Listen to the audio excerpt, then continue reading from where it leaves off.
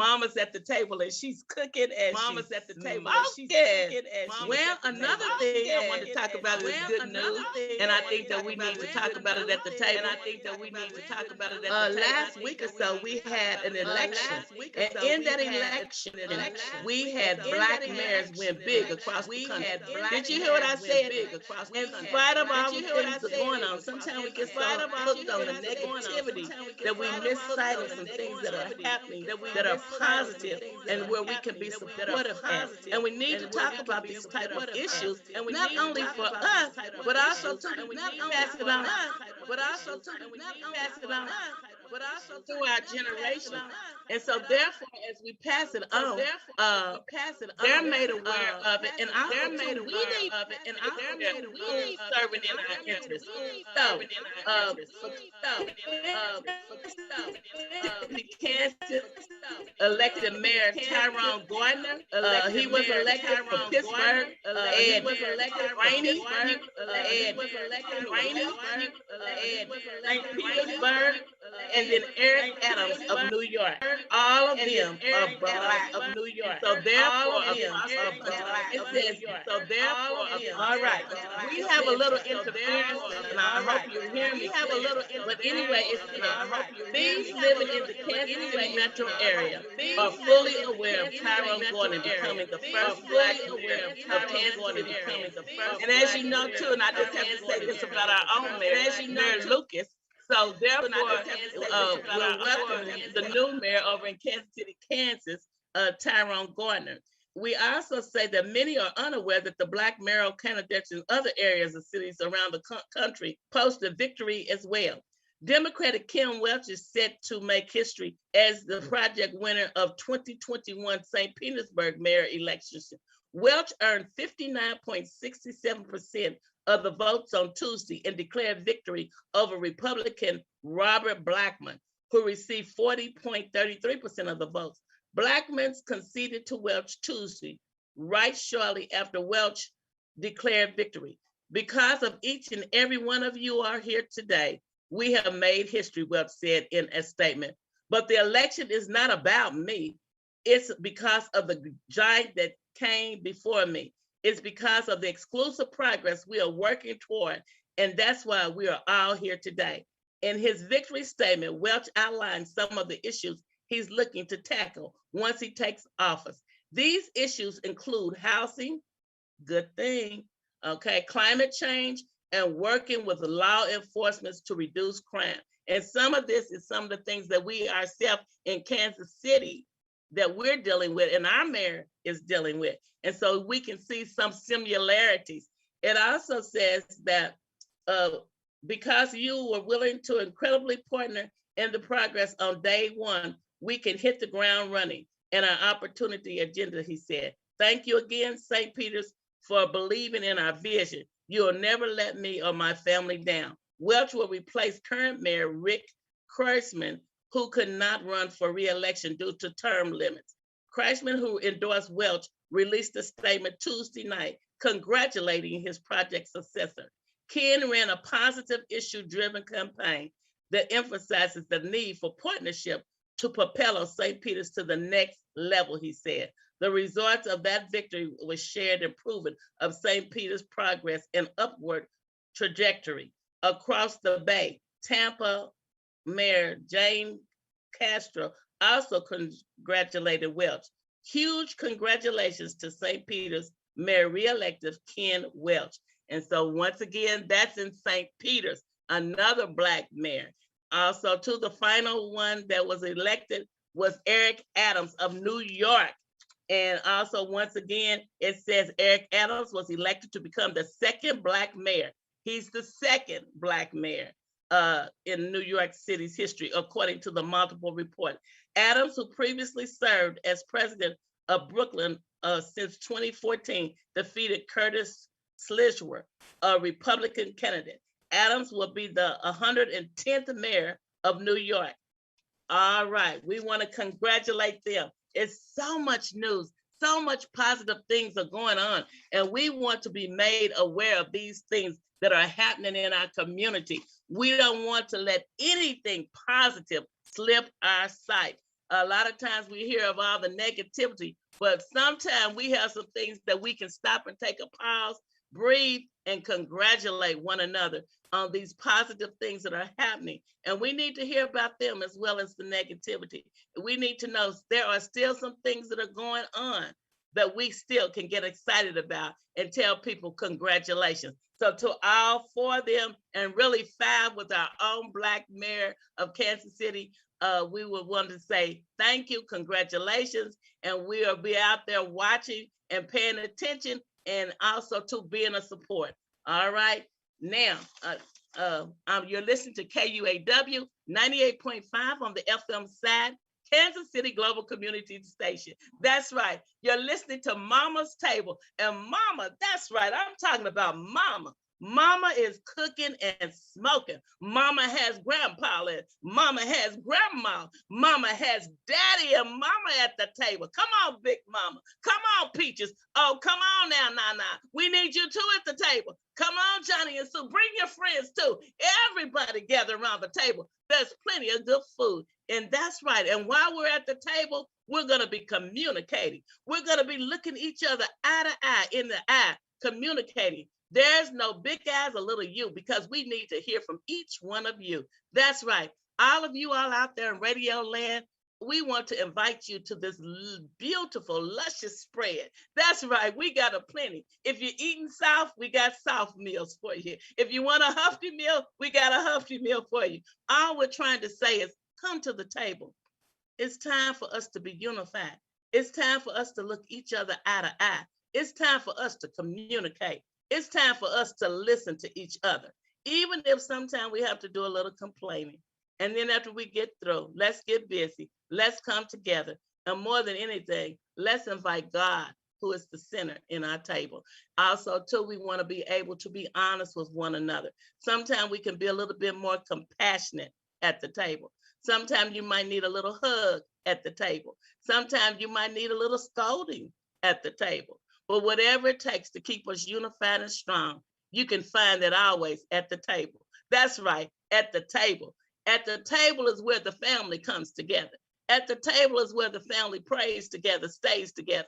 At the table, even though sometimes things that we don't want to know, we need to know about. We need to learn how to discuss once more and again. We need to know how to pour out to one another and be compassionate. But then also, too, there comes a time we might have to be a little critical. That's how it happens at the table. Family, remember, if we don't come together, a house divided will fall. Oh, that's right. Mama said it. A house divided will fall. We need to come together. We need to get back to sharing. We need to get back to caring. We need to get back to being on one accord. All right? All right. Well, let me move on. We have more at the table to talk about. And I tell you, there is a lot going on. This article is about, that I'm getting ready to share, Supreme Court questions controversy over Texas, the city taxes, Texas, Texas, abortion law.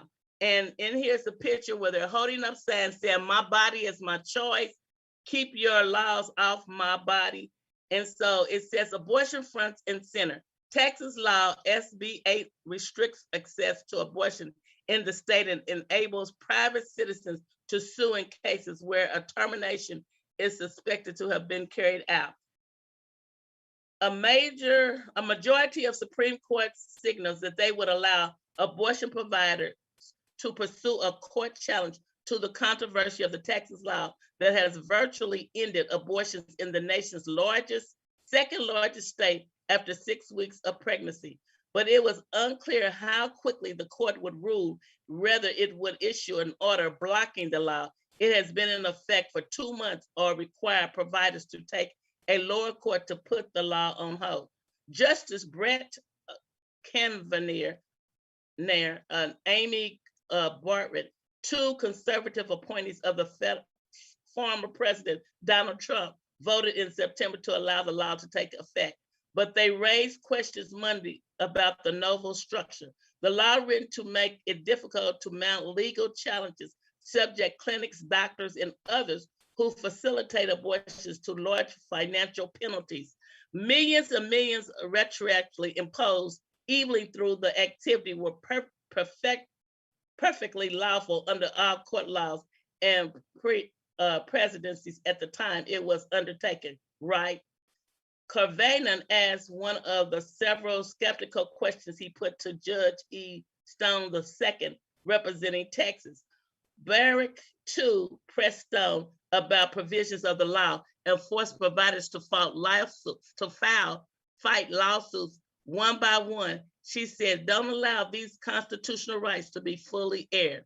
The justice heard 3 hours of arguments Monday in 2 cases over whether abortion providers or the Justice Department can mount federal court challenges to the law, which have unusual enforcement schemes. Its defenders argued Shields is from federal court review. The Biden administration filed its lawsuit after the justice voted 5-4 to refuse a request to provide it to keep the law on hand. So apparently they are filing a lawsuit against the imposed law that Texas is trying to come up and about this new law that they're going to have on abortions. Now they're in a lawsuit and they're beginning to stand up and come against that. So you might want to read more about that and find out about that. And the reason why, even though it's happening in Texas, sometimes things can start small in one place and end up major in another place. So sometimes it pays for us to pay attention. It does not have to actually be in Kansas City, but it can come to Kansas City. Just like the laws that are being made against our voting rights that were happening to attack Atlanta and some of those countries that stood out really bold to make the difference in this election. Immediately, without any warning, they started changing the voting rights. And so no matter how small it might start out to be, we still need to pay attention. Even though it does not affect us, even though it may not be our concern at that time, we must remember everything is not about me. We have to think about others. We have to think about our next generation. We have to think about how it's going to affect them or ones or our loved ones or people we know. And we do remember the times, even though I am a Christian and I do not believe in abortion, we still have to remember the back roads of how women that found themselves desperate were going to back roads getting illegal abortions, and some of them dying and messing their bodies up in the effects of it. So sometimes we still have to understand and participate, even though it's not about us at that time, okay? And so that's why that's newsworthy, and that's why it's worth talking about at the table.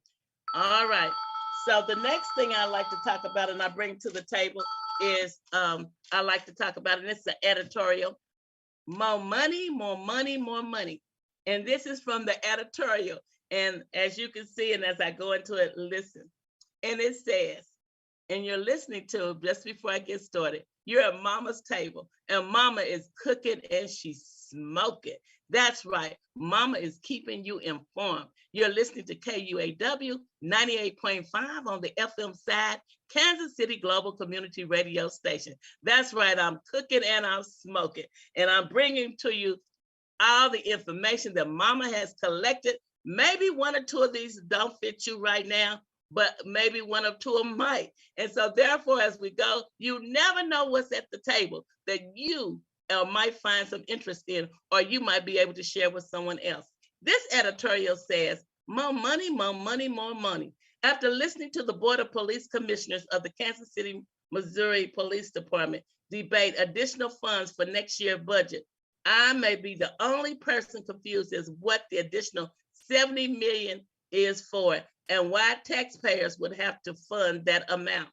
Let's begin by considering the fact that the city revenue is projected to be flat. No real increase or decrease in spite of the fact that the city has experienced fewer in-person concerts, conventions, conferences that have in the past generated a great deal of additional sales tax that adds to the city general revenue fund. Many Kansas Cityans are still working from home. That's true, which equates to less than person lunch meetings and other spendings that would normally happen if we were still in the midst of the pandemic, weren't still in the midst of the pandemic. Yet in spite of these aforementioned facts, the Kansas City, Missouri Police Department still wants more money, more money, more money. We all have heard over the past few months that the police department is suffering from a shortage of officers. Sergeants are answering calls because the department is well under 1,200 officers, yet budget for 1,400. So what happened to the money that they did not spend? In addition, they are requesting additional fundings around 13 million total to replace outdated radios. It seems like it would be more cost effective to phase in those costs rather than to try to purchase them all at once, such as a transition may actually take years to accomplish. The chief of police also is requesting 15 million for new vehicles.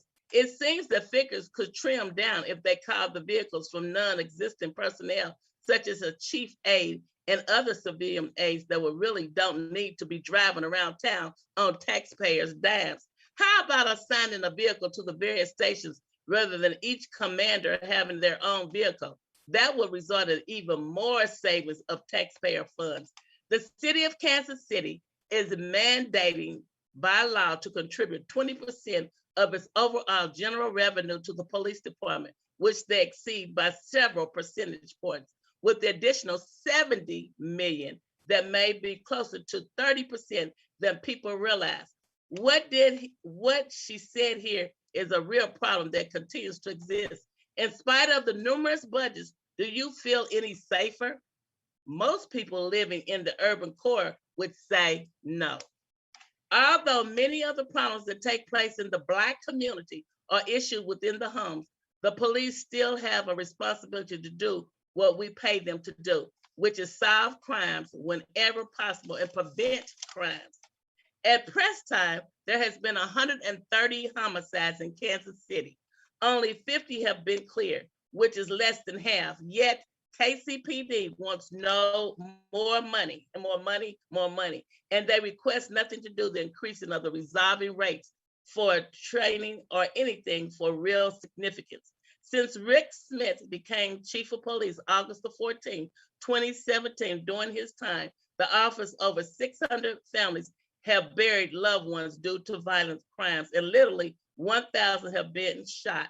It's a puzzle how the Board of Police Commission would take the recommendation of someone with a record like that serious and when it comes to operating the department. Sidebar, I wonder what the board reacts as well as the community would if the overwhelming majority of these families buried loved ones would be white. At press time, 102 of the city, 130 homicide victims have been Black men and women. That's 100. Since the community at this time has no way to hold the police or the board accountable, our chant must be more money, more money, more money. All right, and that comes from the editorial of the KUAW. A lot of times too, when we hear these editorials, it's an eye opener. And a lot of times too, we have to pay attention to what's going on in our community. When I talk about us paying attention to what's going on in our community, sometimes we can find out where the work is needed and how we need to hold these agencies, even the police department and others, accountable. If they know you're paying attention, if you're listening, rather than to keep taking our money and spending it, we need to find out how our money's being spent, how we benefit from it, and how wisely decisions, once we give them the money, the decision making is. Now, all of this plays an important factor. Mama's at the table, and we're talking about issues at the table, and we've got to learn. We don't want to get overwhelmed, but there are certain things that we can do to get involved. Pick some of the things that come to your table, and maybe there are some issues, community. Did you hear what I said? How your community, how your city, how your state, it affects the nation. How well we get involved and cooperate. There are things that are pending. And let me say this. You cannot put your hands in every pot. Do a good job in the few pots or the pot that you choose.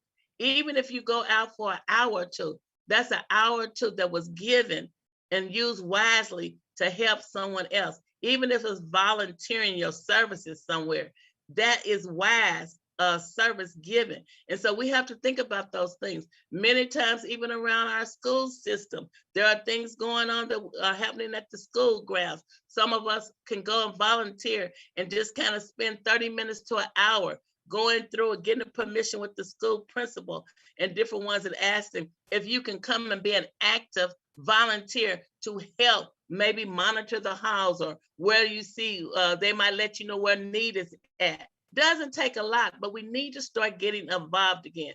The community is where we live.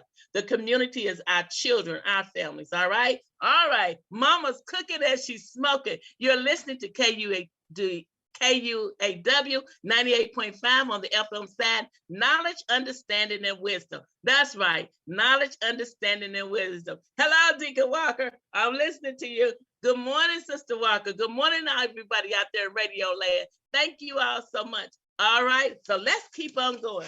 We have a lot at the table just before we come to close. I want to kind of lighten it up a bit. And in lighten it up a bit, I thought about this. I pulled it up from Mother Knows Best out of the column, and able to kind of come in. And we're dealing with some perilous times, you all. And so we have to learn how to talk about things. And so in this Mama Knows Best, and this is written by Audria Saunders, special to the KUAW. She writes, "My mother said that my grandfather told her that his children would live through some perilous times. The Bible speaks about these perilous times in 2 Timothy chapter 3. He said he would be around to see it. He wouldn't be around to see it, but he would well those who were prophetic of the prophetic word. That was over 70 years ago, and things have drastically changed since then. For instance, there was a time when children could play outside. Do you all remember those times?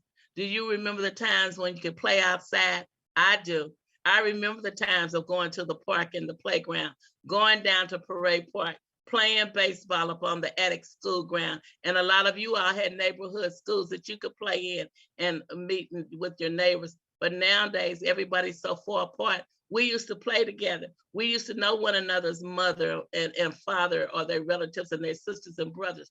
That made up our community. Now people walk right past you and you live around them, and you very seldom even know them. You all, times are really changing. We're living in perilous times. All right. And it says that without being abducted, you could go out there. Now, some things were happening even back then, but it was not to the degree that it is now. And it's almost like we've taken not even being conscious. We hear about it so much that sometimes we don't realize how vital that is. That when we hear about a child missing, or when we hear about a child being abducted, or feeling safe with our children in our own communities, you know, when we start getting like that, you all, it's time to do a reality check. It's time for us to pay attention. We're living in perilous times. That's right. We're living in perilous times. And it says certain places in town that consider safe. Now, no place is safe. Wow. Think about it. What's going on? Where are we at, you all?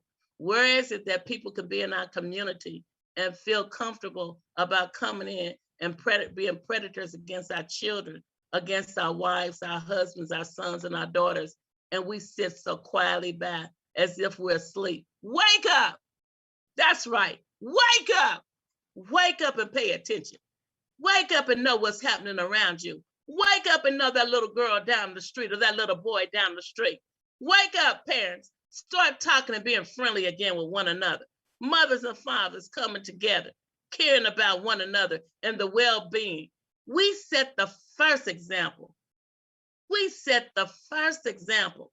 Wake up and pay attention. We're living in perilous times. No longer are the kids' neighborhood fighting, and which was bad then, but at least we didn't kill each other like they do now. People don't fight anymore and make up. We were fighting the next day. We friendly, going to the movies together, walking the neighborhood. Now you're killing and don't want them to come back. What's going on with our conscience of loving one another? We're living in perilous times. That's right. We need to talk about it. We need to find out what's going on. Not so much as everyone. We need to start first with our family. Our families are the first place that we examine. Our children are the first people we talk to. Our children are going through some things, and sometimes they're feeling intimidated, sitting right underneath our roof. And because we're so busy, I'm going to say it again, we're so busy, we don't even realize what's going on in our own homes. Well, we're living in perilous times. American youth were taught to respect and trust policemen, and now they have little respect. Wow, what's going on with the neighborhood policemen are not coming back to the community and showing themselves friendly, or the youth getting friendly with them, and we knowing who's in our community. It's time to wake up. It's time to get involved. We're living in perilous times. Instead of having politicians come when it's time to vote, how come we can't have community people come out on the lines and stuff and get familiar? The police get familiar with the community, and let's show each other that we all in this thing together, and we all need each other. We're living in perilous times. We're living at a time where even sometime at church, you sit next to somebody and don't even speak. And sometimes you don't know what it took for that person to push through just to come to service. Sometimes just a smile. Sometimes just a friendly good morning means a lot. Not only at the church, but on the parking lot, on the grocery store, the laundromat. We need to start. The word of God says, in order to have a good friend, you got to show yourself friendly. You got to be friendly yourself. Come on, somebody. What's going on, believers? Where's our light at? Why are we shining bright? We're on display. We're living in perilous times. We have gotten so far away from doing the right thing. Come on, somebody. We're living. Come on. Mama's at the table. She's cooking and she's smoking.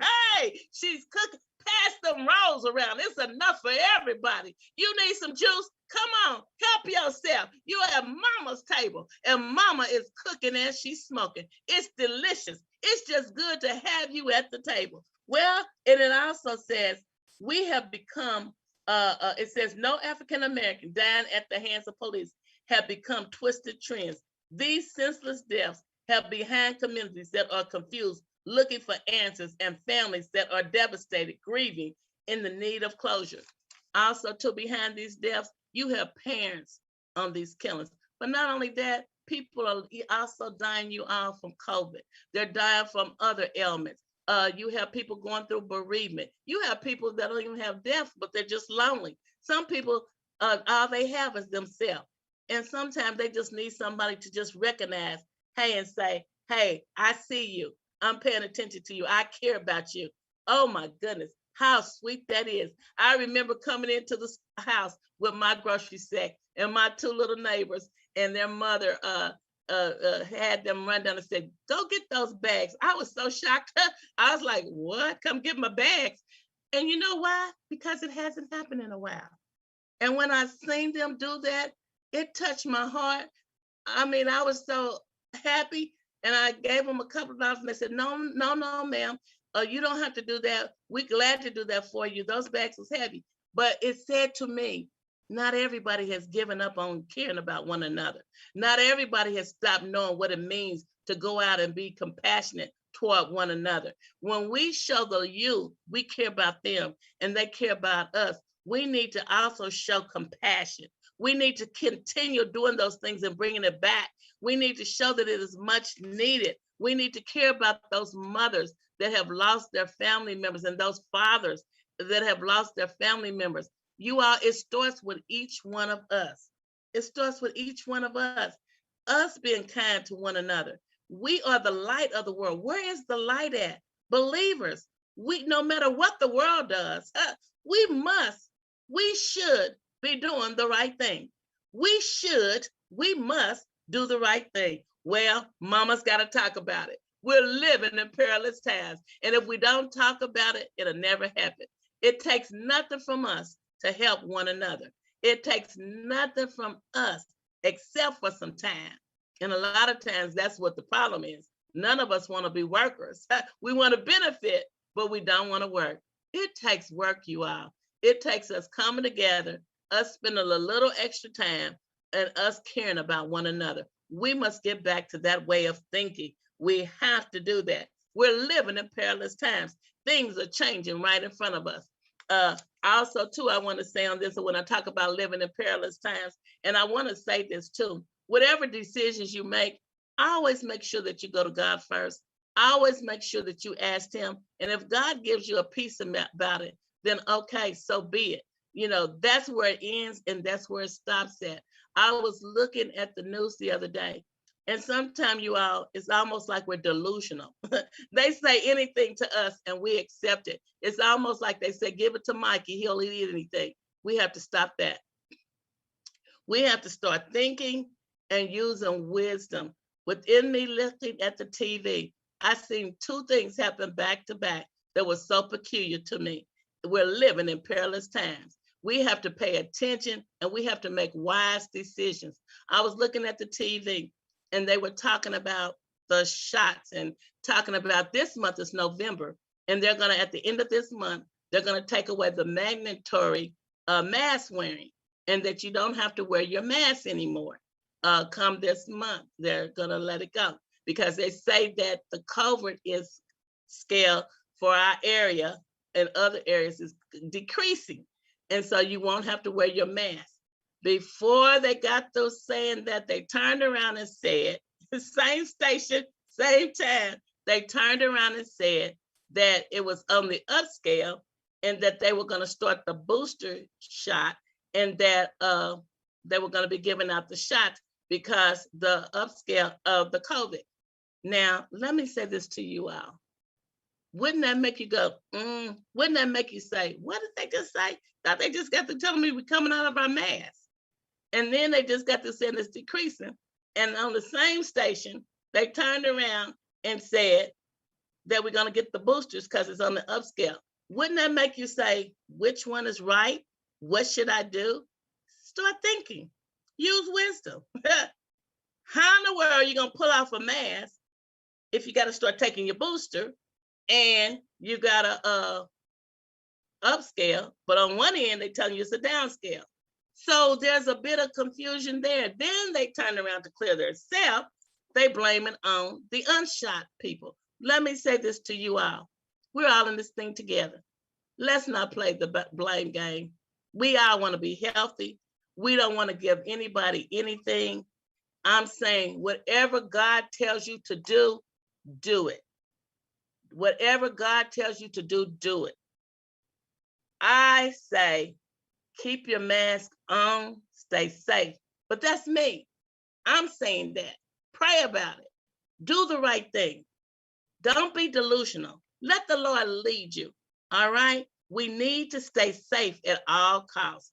We're in perilous times. We have to start thinking and not acting off of emotions. We have to look after one another by being safe. So if my keeping my mask on keeps you safe and you keeping your mask on keeps me safe, since we all could be carriers and don't know it, let's do the right thing. Let's care about one another. We're in perilous times. It takes nothing from me to do the right thing. And at the same time, I get to keep my brother and sister safe. I get to keep someone's child safe. You get to keep someone safe. We're all in this thing together. Let's not allow society to have us be divided and act ugly toward one another. Now, believers, I'm going to say shame on you if you start acting funny with one another. That is not how God intends for us to be. I understand non-believers, but believers, we need to be loving. We need to be understanding, and we need to stay safe. Everybody wants to make it home. Everybody wants to show one another love and be with their family members. And so let's all do the right thing. Let's all show love toward each other. All right. You're listening to KUAW 98.5 on the FM side, Kansas City Global Community Station. That's right. Knowledge, understanding, and wisdom. 98.5 on the FM side. That's right. And I tell you, we're cooking and we're smoking. And just before I go off the air today, I want to say a special thing to Deacon Walker.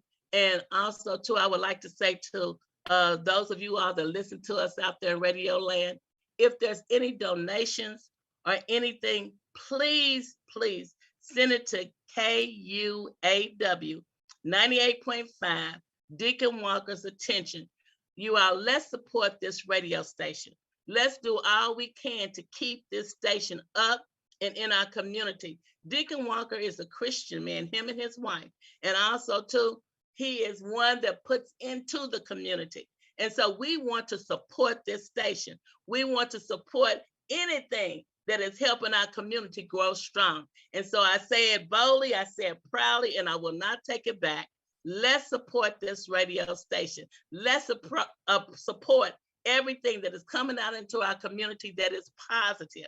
So any donations, any love offers or anything, please send it. Please send it to this station.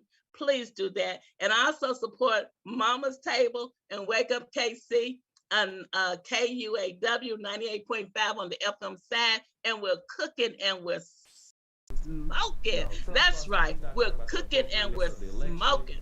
And we're asking you all to continue to listen to us. We are excited, we are appreciative, and we come to you every Saturday at 9 a.m. to 10. And I tell you, hit share. Let somebody know about it. Let's not keep things weak. We share everything else. Let's share things that are positive. Let's support each other, one another. And then if there's something positive going on, get it to Mama and Mama's Table or Wake Up KC, and I'll gladly share it on Mama's Table.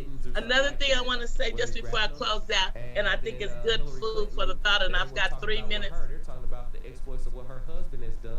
When I talk about, when I think about Mama's Table, I want to let you know Thanksgiving is coming up, you all. That's right.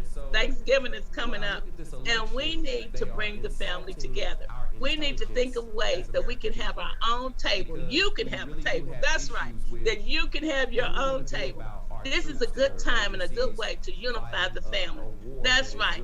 When I think about the family, I think about even if you don't want to come together, you can get your family members on the telephone line, or you can do a virtual at your home and bring the family members in for 30 minutes to an hour. And you might want to think of some ways that you can gather your family, even if it just starts with 3 or 4 of you out, and gradually adding other family members.